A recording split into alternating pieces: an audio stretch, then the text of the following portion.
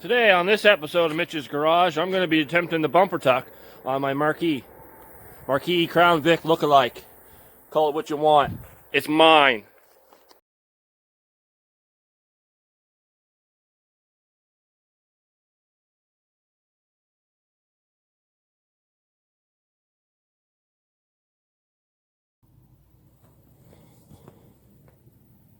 So what you're going to do is crawl into the car and remove this rusted bolt here, and also where are we here? This rusted bolt here, holding your bumper up.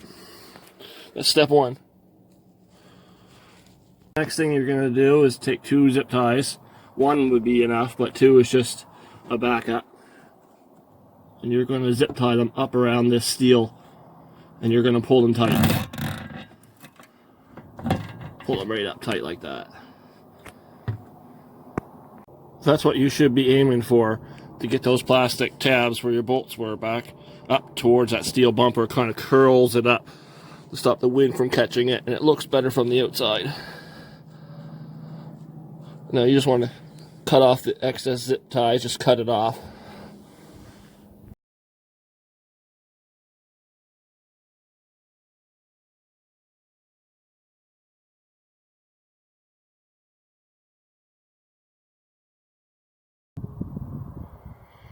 And there you have it. There's a bumper tuck on a Panther.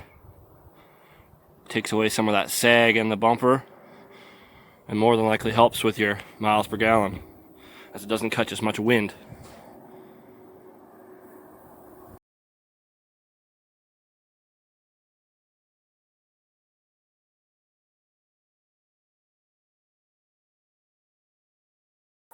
If you found this video useful, or you liked it, be sure to give me a thumbs up and a comment so that I know you watched. Thanks for watching.